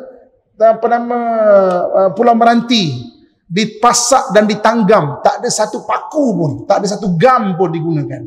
Pasak, tanggam. Itu teknologi orang Melayu. Dan bunga-bunga dia adalah bunga-bunga orang Melayu. Tuan-tuan sekalian, orang Arab juga menggunakan bunga. Tapi kebanyakan umumnya orang Arab, bunga-bunga itu disusun menjadi geometri. Itu hiasan orang Arab. Kalau tengok yang kita punya bidai ni itu bentuk bunga. Tapi nampak tak? Bunga tu adalah bentuk geometri. Pasal tak? Bunga tu adalah bunga. Itu orang Arab punya teknologi ataupun hiasan dia punya, gaya hiasan dia. Orang Melayu kita, pokok bunga dia adalah awan larat. Dia ada punca, kan? Dan puncanya itu dia tidak akan menekan kawan rawat. Dia ada fasafah-fasafah dia. Itulah bunga yang ada dekat mimbar Salahuddin Al-Ayyubi atau mimbar Syekh Nuruddin Mahmud Az-Zanki. Jadi maknanya penglibatan orang Melayu di sana. Dan ada catatannya, tuan-tuan sekalian. Kan? Maknanya ada satu orang ustaz kata, oh Melayu ikut berperang. Saya tak jumpa benda itu. Kalau tanya saya, wallahu alam. Tapi penglibatan orang Melayu dalam pembuatan, maknanya wujudnya di situ pada 1187 Masihi lagi. Ada di situ. Betul? Kita tak tahu. Ya, buku-buku kita memang diangkut dan dicuri, tuan-tuan sekalian. Mana pukul 11 lagi dah ada. Okey? Kita pergi belakang lagi. Belakang lagi. Kenapa orang Melayu begitu, maksudnya begitu semangat dengan Palestin, tuan-tuan sekalian? Kita pergi belakang lagi. Saya suka nak bawa tuan-tuan sekalian sejarah yang belakang lagi, pendekkan cerita. Banyak lagi lah saya, tapi dah masih tak cukup. Kita ringkaskan. Zaman Nabi Ibrahim AS. Okey. Nabi Ibrahim ni dia punya timeline dia bila kurang lebih 1800 tahun sebelum Masihi. Kita 2023 kan? Dia 1800 tahun sebelum Masihi. Nabi Ibrahim berasal daripada Mesopotamia. Mesopotamia ni iaitu kerajaan daripada dua sungai. Sungai Dajlah dan Sungai Furat. Sungai Dajlah ni berversi bahasa Inggeris dipanggil Sungai Tigris. Tigris daripada tiger. Tigris. Jadi kalau kita tengok, mana Dajlah? Tak nampak pun dalam peta. Sungai Tigris tu adalah Sungai Dajlah. Sungai ini disebut dalam hadis Nabi SAW, besok akan berlaku peperangan besar di antara Sungai Dajlah dan Sungai Furat, mengeluarkan mas-mas yang berlaku peperangan, ramai akan mati kat situ waktu tu di akhir zaman nanti ya. Jadi Nabi Ibrahim berasal daripada Mesopotamia, iaitu kerajaan Ur. Kerajaan Ur Jadi orang-orang sejarah tanya, Nabi Ibrahim lawan dengan siapa? Dengan Namrud. Siapa Raja Namrud waktu zaman Nabi Ibrahim? Sebab Nabi Ibrahim tak ada catatan dekat Babylon, tak ada catatan dekat Mesopotamia. Tapi raja yang macam-macam Namrud siapa? Tengok timeline dia, banyak ulama berijtihad, mungkin dan banyak berijtihad antara raja-raja Mesopotamia Ur ni, dia ada satu raja yang memang sangat-sangat macam berkuasa, gagah, sombong dan ada benda mistik, benda pelik. Namanya Gilgamesh. Salinkan dulu, okey? Nanti tambah bacaan. Jangan habis kat kelas ni Ni kita kursus umum, tambahkan. Nanti boleh search siapa tu Gilgamesh. Nanti boleh. Adakah Gilgamesh itu Namrud? Boleh cari. Jadi mana Gilgamesh? Jadi dia dibakar oleh Namrud, ataupun mungkin sebagai ulama kata Gilgamesh tu, maka terselamat daripada api. Sama ada api, maka dia pun lari daripada Ur pergi ke Jerusalem, pergi ke Haran, pergi ke Jerusalem waktu tu. Pergi Jerusalem, kemudian pergi Jerusalem, kahwin dengan satu orang bernama Sarah, Siti Sarah, Kemudian daripada Siti Sarah dia pergi ke Mesir. Waktu tu Jerusalem bukan kerajaan besar. Waktu tu zaman Mesopotamia ada dua kerajaan lama. Satu kerajaan Mesopotamia, satu lagi kerajaan Mesir lama, Mesir purba. Ini kita cerita 1800 tahun sebelum Masihi Jadi di Mesir Nabi Ibrahim berkahwin dengan satu orang lagi bernama Siti Hajar. Siti Hajar orang Mesir Lepas tu dia panggil Hajar Masriyah. Orang Mesir bangga ada dua orang yang menjadi orang Mesir, jadi dua isteri Nabi. Satu isteri Nabi Ibrahim, iaitu Siti Hajar. Satu lagi isteri Nabi kita Muhammad SAW, iaitu siapa dia? Maryah Kibtiyah. Maryah Kibtiyah tu Kibti tu orang Mesir. Yang orang Mesir kata ada dua orang yang jadi isteri Nabi, Nabi kita Muhammad dan Nabi Ibrahim. Kahwin dengan Siti Hajar. Balik ke Jerusalem, dapat anak daripada Siti Hajar dulu, diberi nama Ismail. Pendekkan cerita, Ismail kemudian Allah perintahkan untuk letak dekat Mekah. Maknanya daripada Bangkok tu turun pergi Kuala Lumpur. Kan? Maknanya turun daripada Jerusalem pergi ke Mekah tu, letak kat sana tu. Jauh jauh tu. Kan? Kemudian berulang-alik. Berulang di Jerusalem satu hari, turun malaikat bawa berita kepada Nabi Ibrahim, isteri kau Sarah ni juga akan mengandung. Waktu tu Sarah umur 80 dah. 80 dah. Dia akan mengandung juga anak. Maka Sarah ketawa macam tak percaya, macam macam ya je macam tu lah. Ya je kan. Malaikat kata, Ibrahim, isteri kau tu sebelah ketawa tu. Kalau betul kau mengandung dapat anak, lahir, engkau namakan dia macam nama gelak dia tu. Itu yang lahir-lahir dia beri nama Ishaq. Ishaq tu daripada ahak tu. Ishaq. Sebab tu nama kenapa Ishaq? Nama orang dulu semua Il, Ismail, Jibrail, Mikail. Il tu Tuhan. Maksudnya Allah lah, Il. Dia beri nama Ishaq. Okey. Kemudian lahir Nabi Ishaq.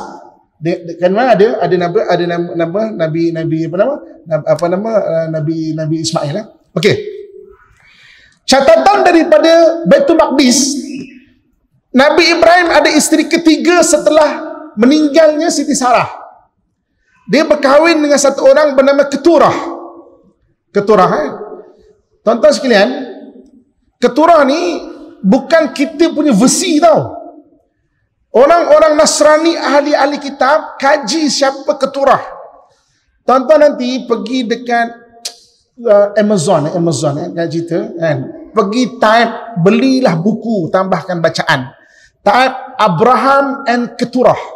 Tuan-tuan akan jumpa kajian-kajian ahli kitab yang diterbitkan mengenai wujudnya satu orang isteri Nabi Ibrahim bernama Keturah. Kita bukan klaim Keturah tu macam kita je. Ini kajian daripada ahli-ahli kitab.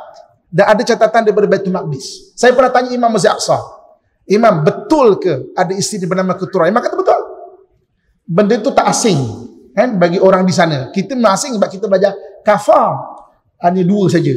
Kan? Saya pun mula blok juga. Keturah, mandai kita belajar dua Keturah pula kan. Habis saya pergi Baitul Maqdis, bentuk punya biasa. Dan saya pernah pergi kampung Keturah. Keturah ni orang laut. Dia duduk dekat Ilat. Dekat Ilat ada satu kampung Keturah nama dia. Kampung asal di situ. Yang mananya di situlah. Jadi kalau tuan-tuan nanti tengok buku ahli kitab, maknanya ahli kitab besar, yang besar-besar, tulis tuan-tuan type nama Abraham and Keturah. Ada satu buku kajian anak-anak Keturah ni Nabi Ibrahim suruh pergi ke timur. Go to east. Tuan-tuan cari sini buku tu, baca sendiri lah. Kan? Go to east. Kan? Jadi maknanya, jadi anak-anak Keturah ini yang pergi ke belah-belah timur ini. Dan ada yang berpendapat anak-anak Keturah ini yang maknanya bercampur-campur darahnya menjadi orang-orang bahagian Nusantara. Wallahu alam bisawab. Tapi Nabi SAW menyatakan akhir zaman, antara yang akan menyemarakkan kebangkitan Islam, panji-panji daripada sebelah timur. Kan?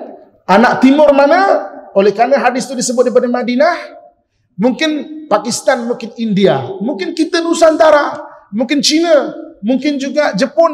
Wallahu alam. Sebab itulah para sahabat mengislamkan jaluran sebelah timur. Diislamkan sebelah timur.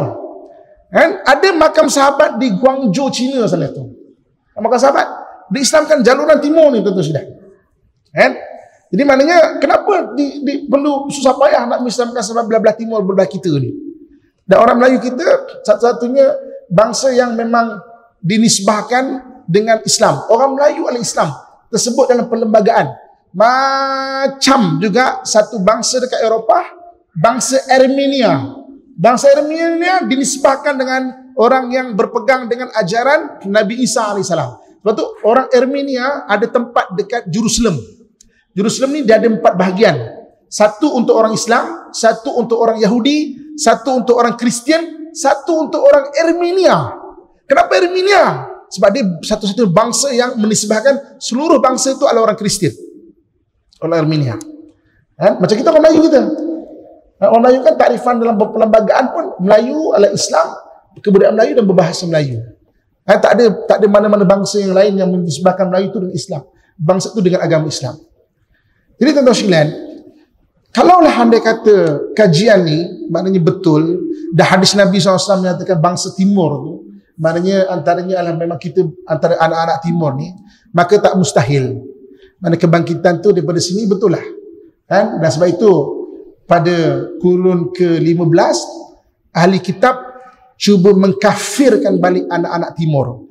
Tuan-tuan, anak kita tingkatan 3 belajar, Portugis tu datang ke Melaka sebab apa?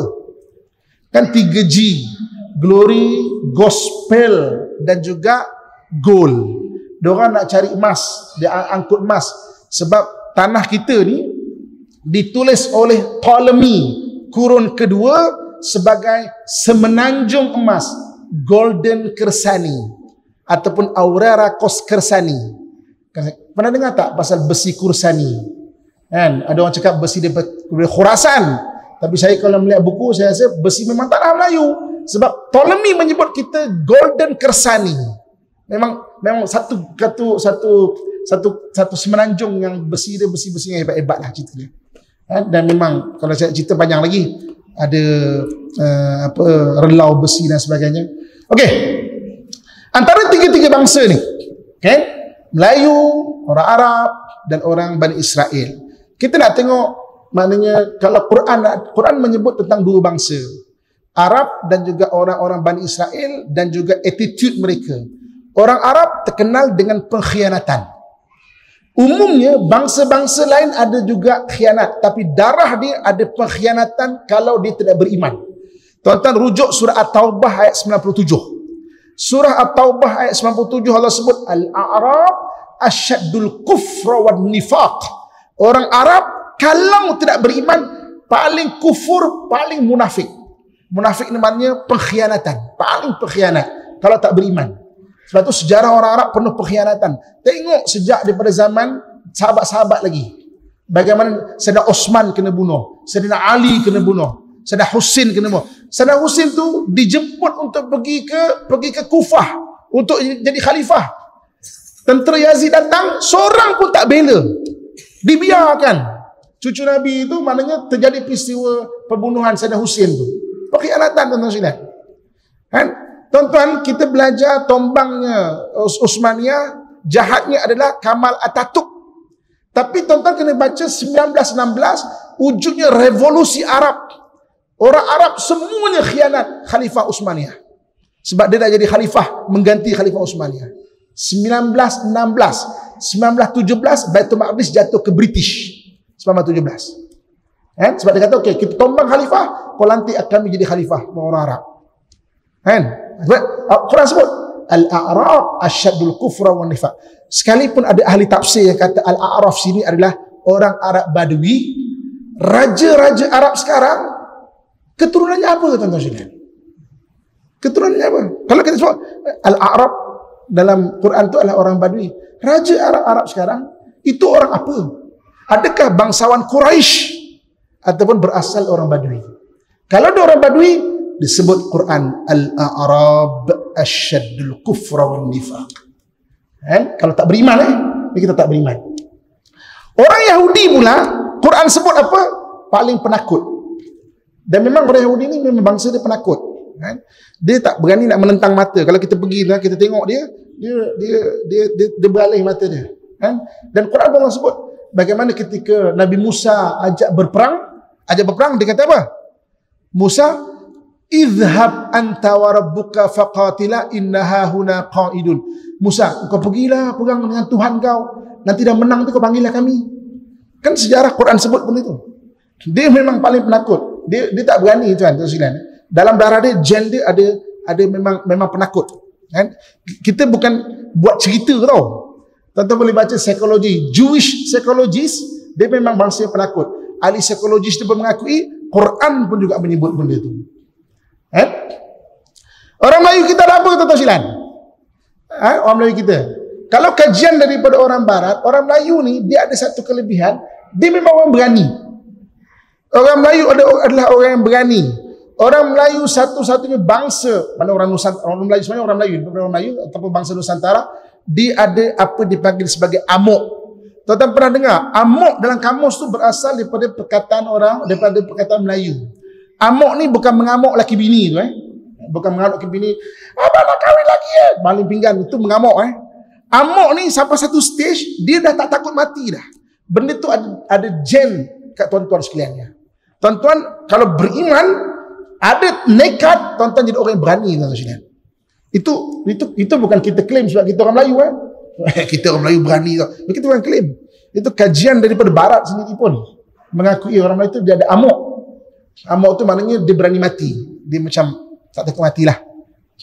Sebab itu tuan-tuan sekalian, mungkin juga benda itu yang Nabi bagi him besok baginya semaraknya kebangkitan Islam daripada bangsa-bangsa sebelah timur ini. Dan kita lah antara salah satunya bangsa Melayu yang bercampur-campur berbagai-bagai bangsa. Macam kita ni sebagai koleksi semua bangsa Muslim di dunia yang berada dengan orang Melayu. Hari ini kalau tuan-tuan pegang pasport Mesir, tuan-tuan confirm kena tahan dekat immigration. Muka Jawa, Melayu, tapi pegang pasport Mesir. Saya orang Arab. Tak percaya dia. Tuan-tuan pegang pasport Turki, kena tahan confirm. Kau ni muka bukan macam orang Turki. Tapi orang Melayu, muka Jawa ada, muka Cina ada, muka Turki ada, muka Arab ada, muka Bengali ada, muka apa yang tak ada tuan-tuan. Tak depan saya ni.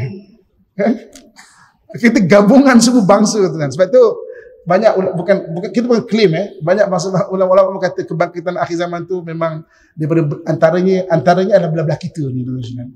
Jadi mudah-mudahan buat persediaan, tingkatkan diri, tingkatkan iman, tingkatkan ilmu, tingkatkan kefahaman, bukan semangat semata-mata.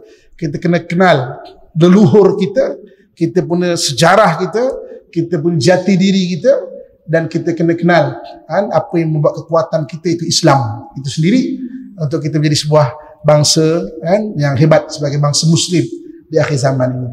InsyaAllah jumpa malam esok. Aku qauli ma sami'tum astaghfirullah li wa lakum wa lisailil muslimin fa ya fawzal mustaghfirin wa ya najatat taibin. Assalamualaikum warahmatullahi wabarakatuh.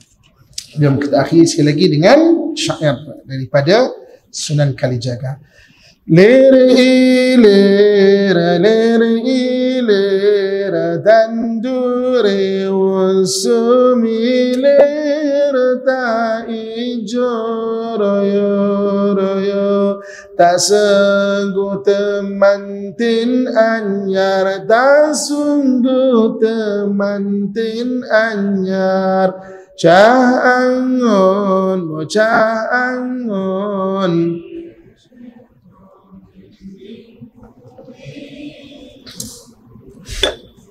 penek nom anggun baso do tira, kanggun baso do tira, do tira, kumitir bedaing pinggir, do menap rumah tomo, kanggun seba menggasare, kanggun seba menggasare, mumpung padang rembu kalangene yusura iyo. Gemar takbir, gemar risalah. Salatullah, salamullah ala taha rasulillah. Salatullah, salamullah ala yasin habibillah, ala yasin habibillah. Tawassalna bismillah Sulillah wa kulli mujahidin lillah bi alil badri ya Allah, bi alil badri ya Allah. Ilahi salimil الأمة من الآفات والنقمة ومن هم ومن غمة بأهل البدر يا الله بأهل البدر يا الله إلهي نجنا واكشف جميع أذية وصريف مكائد العيد والتوف بأهل البدر يا الله بأهل البدر يا الله bangkitlah tanaman sudah berbunga menghijau berseri-seri bagaikanlah raja sehari bagaikanlah raja sehari gembala anak gembala panjatlah blimbing itu meskipun licin tapi panjatlah untuk bersihkan pakaianmu untuk bersihkan pakaianmu yang ada tetas di tepi jahitlah perbaiki untuk menuju senja hari untuk menuju senja hari selagi bulan mengambang terang selagi waktu masih terluang mari bersorak-sorak gembira takbir mari salah A'udzubillahi minasyaitonirrajim. Bismillahirrahmanirrahim. Alhamdulillahi rabbil alamin wassalatu wassalamu ala asyrafil anbiya'i wal mursalin wa ala alihi wa sahbihi ajmain. Allahumma ighfir lana dhunubana wa liwalidina warhamhum kama rabbawna shighara wa li jam'il mu'minina wal mu'minat wal muslimina wal muslimat al ahya'i minhum wal amwat innaka mujibud da'wat wa qadiyal hajat wa ghafiruz dzunub wal khati'at ya arhamar rahimin. Allahumma ansur ikhwanana al-muslimin wal mujahidin fil Gaza.